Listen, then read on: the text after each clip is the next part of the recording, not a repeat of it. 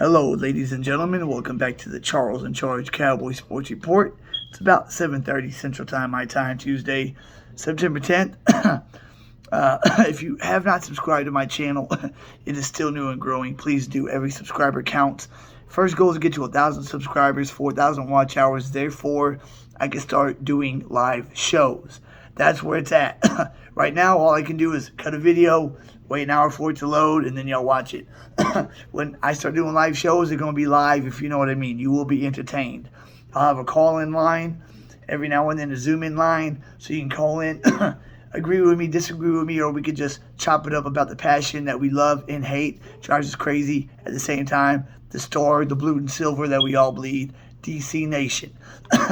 All right? So all the seeding and playoff dates and times are set in stone for Wildcard weekend. And we have drawn Monday Night Football at Brady. I think this is the first Monday Night Wildcard game we've ever played. The last time we won a road playoff game was the 92 championship at Candlestick to beat San Fran to go on and rout Buffalo. That was a year before my time of watching football, watching the Cowboys.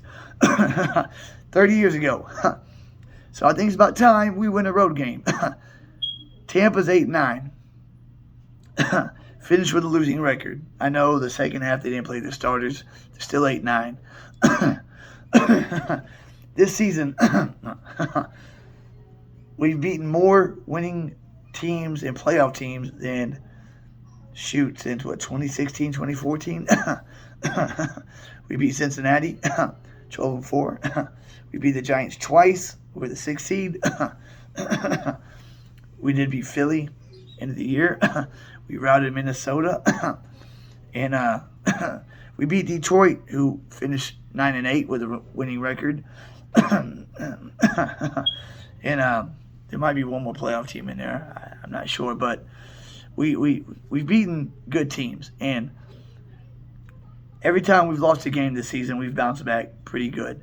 We lose against Tampa week 1 horribly, and then we come back week 2 against the AFC champions, the Bengals, with Cooper Rush at quarterback, and pull off that victory out of nowhere, 20-17. We lose to Philly. We come back the next week, beat Detroit 24-6. We lose to Green Bay. We come back the following week. We rout Minnesota 40-3. We give the game up to Jacksonville that we shouldn't have of. And we come back home. Dak plays a great game besides a pick 6 to Sweat. And we beat Philly, albeit Gardner Minshew at quarterback. We still beat them. Now we lose to Washington 26-6 to end the season. It looked like the starters really didn't want to be there. I can understand that. So, by the way we've been going is lose 1, win 4, lose 1, win 2, lose 1, win 4, lose 1, win 2. So, we just lost 1. Maybe we win 4. We'll see. But now, first is Tampa Bay. Deron Bland, we had a little scare. Thought he was going to be hurt, but he's fine. He will be fine to play against Tampa Bay. We have 2 good corners. Trayvon Diggs, Deron Bland. Those 2 guys can cover whoever they are covering and play well. Deron Bland is nickel. Trayvon Diggs, cornerback 1. Cornerback 2 is we never thought we'd say this, we miss Anthony Brown. We miss him. Got to admit it. Trayvon Mullen had his audition against Washington. He was against Scary Terry a good amount of the time. He targeted 4 times, 2 completions for 70-something yards, and he drew a PI penalty on the long pass. So Trayvon Mullen or Nashawn Wright is going to have to man that cornerback 2 spot. What scares me is that if these, Joshua Dobbs of the world and Sam Howells of the world can carve up cornerback number 2, what do you think Tom Brady's going to do? Now, Dan Quinn knows more than we do, of course, about defense than we ever will. with the defenses that he's put together in his career. But I would assume that we would have Diggs follow Mike Evans all game. That is their most dangerous receiving threat. Second most dangerous receiving threat, Chris Godwin. Now, Deron Bland can play on the outside and nickel. I've never heard of having two corners follow two receivers, but I don't want Chris Godwin on Wright or Mullen. I'd rather Bland be on Godwin. And Godwin hasn't been 100% all year. I think Deron Bland could fare pretty well against him. And then Russell Gage can have Nashawn Wright or Trayvon Mullins. We'll see. But we're getting Leighton Vander Esch back and Jonathan Hankins. Tampa doesn't run the ball well. Leighton Vander Esch has had a great season, especially stuff in the run. And when we got Jonathan Hankins, our run defense got better. Them two coming back are big additions, big pluses. We can stop the run and force Tampa into third and long situations. Then we should be able to get to him. The way you beat Brady is you get in his face all game. And I think 11, 90, 92, 56, all of them boys are going to be chomping at the bits. I think Dan Quinn is going to have this defense breathing fire come Monday night. Now, as far as the offensive side of the ball with Mike McCarthy and Kellen Moore, not so sure. But I know Dan Quinn can get his group up for the challenge. And I think our defense will give Tom Brady fits. And I think he'll throw the kitchen sink at him also with just, bringing pressure. Not just four-man guys, but slot blitzes, stunts, maybe everybody standing up at the line of scrimmage. I like it when they line Micah Parsons up at defensive tackle. That's just freaking wild. But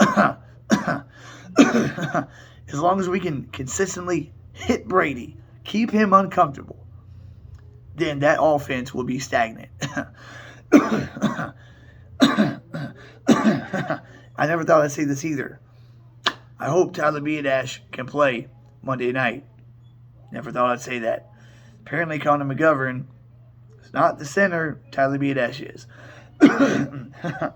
And we really need to run the ball well. If Biadasz can play, great. If not, Connor McGovern, get your ass ready, man. Tyler Smith, you would think, would be really good at left guard as he was at left tackle. He's got the size to do it. Jason Peters is going to be a Hall of Fame left tackle. We do miss Terrence Steele at right tackle. Told everybody in the offseason we let La'el Collins go because Terrence Steele was better, all around better than Collins and a fraction of the price. We miss him. He was great, especially in the run game. But you would think Tyron Smith, even though he hasn't played right tackle since 2010, you would think that Ty Smith would be able to play right tackle almost as good as Terrence Steele. I mean, it's Ty Smith, the guy who wears a knee brace on his elbow. He's a freaking giant. A monster. A guy that can move people. But Terrence Steele just played with a different kind of tenacity. I don't know. But that starting five, if Biadasz don't play, Peters, Smith, McGovern, Martin, and Smith, that starting five doesn't sound bad. Sounds like they should be able to move that Tampa Bay front. Now, Vita Vea is a force up the middle. If we're going to run the ball, it's going to be off tackle. Off Peters or off of Ty Smith. And Zach Martin and Tyler Smith at guards, they both got a lot of power. They ought to be able to move defensive tackles. And Dak Prescott just he cannot make the big mistake. He cannot give Tom Brady one or two short fields. He can't do it. He has to play this game with no interceptions. T.Y. Hilton knows this offense now. So if it's third and long, we got CD, we got T.Y., we got Michael Gallup, Noah Brown. It's a damn good four receiver set right there. CeeDee Lamb has been balling lately. But we got to get the running game running. When the running game doesn't work, Dak Prescott does not play well. We ain't got to rush for 200, but if we can rush, at least get 4 yards to carry, then that'll help open up Dak's passing game. Because the run can open up the pass, but Dak is just not good enough to, pass the ball to open up the run. At least not on a game-by-game basis. So if Dak just plays game manager, plays clean, and lives to play another down, and on third down doesn't try to thread the needle in between 4 Tampa Bay defensive backs to get a first down, if no one's open, just throw it away and punt, opposed to throwing that bad interception, we'll be all right. I don't think our special teams is going to look like it did against Washington. That was a fluke. We have very good special teams. Hopefully Devontae Turpin can have a big major return, maybe take one to the house or get us in good field position 2 or 3 times on punt returns or kick returns. And Brett Maher, anytime he's called upon, hopefully he nails every one of them, even at 60 yards. As you know, he's got 4 of them, 60-plus yards. And Brian Anger, whenever he punts, we need him to flip the field. We want to win in all phases. Field position, time of possession, turnover battle, run the ball, stop the run, and get pressure on Tom Brady. And then if we run the ball well, then Dak can start to do what he does and look very good at distributing the football. With CeeDee Lamb and T.Y. Hilton and Michael Gallup, that's a damn good trio. And Tony Pollard's going to be ready for this game. Zeke Elliott's going to be ready. I know Zeke, you ain't got to, pump up. Neither do you, Jason Peters, Zach Martin. They don't need that rah-rah speech. Some of the other guys do. Now, we opened up as a 3-point favorite at Tampa Bay. So, usually you get 3 points for being at home. So it's almost like a 6-point. Vegas thinks we're 6 points better than Tampa. Brady is 7-0 against Dallas in his career, as you know. Last year, we beat Belichick for the first time in his career. He had never lost to us as a head coach. We beat him in overtime. Now, I remember Brady's first game against us, 2003. We had Bill Parcells. We were both 7-2. Sunday Night Football at Gillette Stadium. It's when Bill Parcells and Bill Belichick still had beef because Parcells wanted Belichick to take over as the Jets head coach whenever he stepped down from the Jets, and he did, and then he resigned the next day, and then him and Robert Kraft had like an under the table deal and became coach of the Patriots. I remember that game like it was yesterday. We lost 13-0. Then in 2007, week 6, we're both 5-0. At that time in history, it was the first time in NFL history that 2 teams in week 6 were 5-0 playing against each other. And we take the lead on the first drive of the second half, 24-20. Romo to Creighton touchdown. And the Patriots just blew the doors off after that. Beat us 52-24. 2011, Tony Romo just didn't have what it took, and we lost 23-16, something like that. 2015, 30-6. We didn't have a quarterback. Romo was out. Kyle Orton, I think, was quarterback at the time. And then 2019, the 13-9 game where Amari Cooper just quit. And they had that great defense. And then the last 2, last year, week 1, 31-29, was the closest we got to beating them. And then week 1 this year, 19-3. So it's time we slay our dragon, Tom Brady. This could be our last crack at him. Let's send his ass into retirement. Let's get Micah Parsons, who had 13 sacks on the season, 13 and a half. Dorrance Armstrong, who had, I think, 8.5. And Tank Lawrence and Dante Fowler just knock him around like the Giants did in 07 in the Super Bowl. Just knock his ass around and gain control of the game early. we need to score first. If we score first and maybe get up 10-0, 2-score game, and start to force them to pass on first down, second down, third down, as long as cornerback 2 just does not screw the dog, we'll be all right. My prediction for the game, I say 31-21. 31-21, and Tampa Bay has a late touchdown to pull within 10 with like 5 minutes left to go. That's how I see the game playing out. But we got to start good in the first quarter. We cannot sleepwalk the first half and try to dominate the second half. But just thank the Lord that Ron Blayden is fine. He has been a godsend, a 5th-round pick. Who would have thought this guy to Fresno would be this good? And, if B-Dash can play, that should help the run game. Then we'll put McGovern back at left guard, Tyler Smith back at left tackle, and then the right guard and right tackle will remain the same, of course.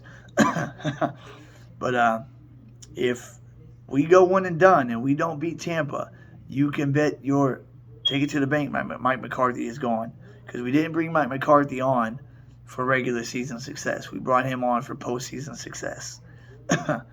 And if we go one and done and he's gone, Dan Quinn will probably be the coach. I don't see Jerry Jones letting go of him. But Monday night gives us an extra day to prepare, an extra day to rest, and gives Tyler B-Dash a little bit better chance to play. So I'll see y'all this weekend on the Saturday and Sunday games. I like playing last Monday night because we pretty much know who will play if we beat Tampa Bay, being that all the other wildcard games will be played Saturday and Sunday. So I'll see y'all this weekend, guys. Please subscribe, like, and share. I implore you, please press that red subscribe button. It's free. And when I get to 1,000 subscribers, 4,000 watch hours, y'all will love my show. I guarantee y'all will be entertained. I guarantee you that. Keep God first and foremost. He comes before everything, even this. Seek him in his righteousness, and everything else will fall into place. I am a living testimony of that. Even though life, you still go through storms and valleys, ups and downs. But this is America's team and God's team. Like the legend says, Texas Stadium had the hole in the roof so God could look down and watch his team play. I like to believe that legend, guys. I'll catch you on the flip side. Be good, be safe. Charles and Charges out.